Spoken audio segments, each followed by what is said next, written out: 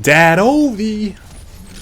I feel like this is one of those, well, back in my day type of videos. You know, it's the one where you have heard your parents talking about carrying their heavy jar, their 10-pound jar of quarters that they saved up for a year working at McDonald's to go to the arcade and play Centipede. It's like one of those videos. They also, by the way, walked 10 miles to get to the arcade in the middle of a snowstorm, up 2 hills, down and back.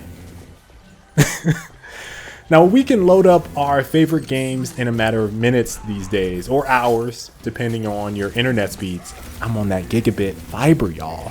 That's right. We talk about that in another video. Anyway, we don't have to brave the hellish conditions of that of our parents, okay, when they were walking up 2 mountains, basically.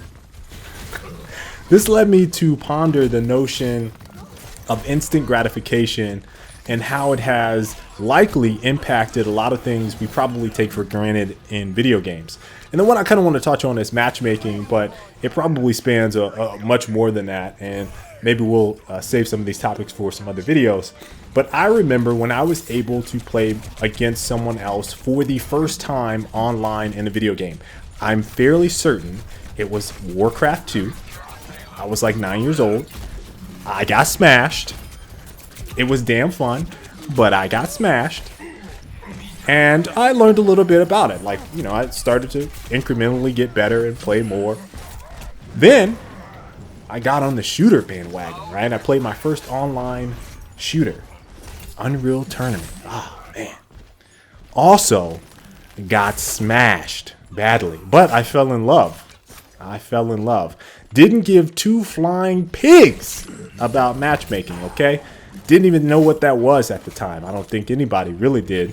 You just hop into a server that you saw listed and play with 8 dudes that were in the game, or 10 dudes that were in the game. That was it. There was no matchmaking. Just dedicated server. You just hop in and play. I only cared about getting better and improving. And part of that improvement for me came over time, and I got a lot of gratification out of this, and that was from competing both online with my teammates and at events. So I have a different appreciation, I think, for what it actually means to play and improve and actually work toward something that actually is beneficial. Not some random ass online reward, not some badge, not some token. I actually got money, right? Like, I cared about improving because I got money. I got paid from it, right? So it's a little different for me and my mindset when I think about how I approach improving and what that gratification and payoff actually means for me. Now, I'm trying to really wrap my head around where we've perhaps lost our way in trying to improve in multiplayer games, where your objective is to literally beat another person. Like, you are trying to beat someone else. Like, you're not trying to lay over or play dead. Some people are. Some people are just trolling in the game.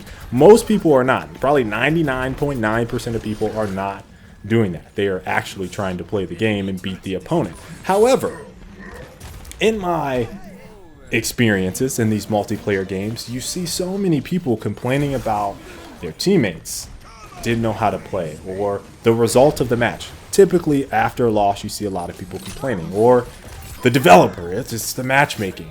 Now, this is actually one of the funniest things I've seen in a long time. I actually saw an article on Forbes about Destiny's matchmaking.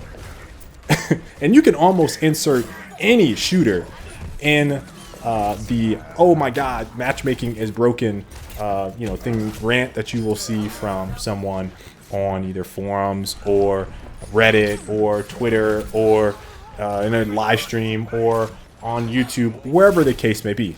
I'm no saint in this regard either. Check some of my Gears of War videos back in the day, me talking about matchmaking. A little bit different point of view, but you should go check them out. Now, there's a Forbes article on Destiny's matchmaking and how players are upset about it. And I was just blown away. You could almost search any game, literally any game, any genre, and you will see matchmaking broken. Search League, search Dota, 220,000 combined results for Google alone. on Matchmaking Broken. This is over years and years of, you know, some of those games being out, but it begs me to ask the question, is there an abnormal amount of complaining going on these days versus, I don't know, even 10 years ago, right? Do we have a different expectation for what matchmaking should be? Are we too obsessed, I think, with the instant gratification of winning?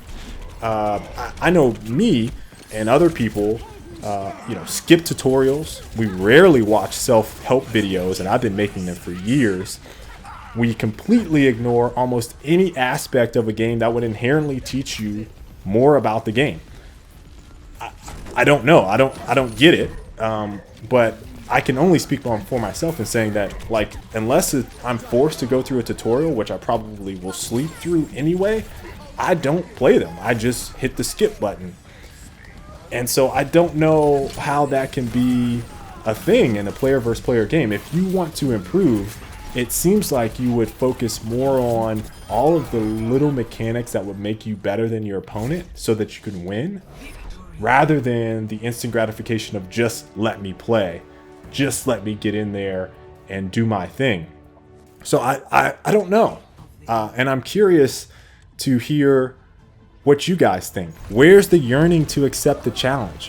Where's the yearning to overcome obstacles? Where's the yearning for self-improvement?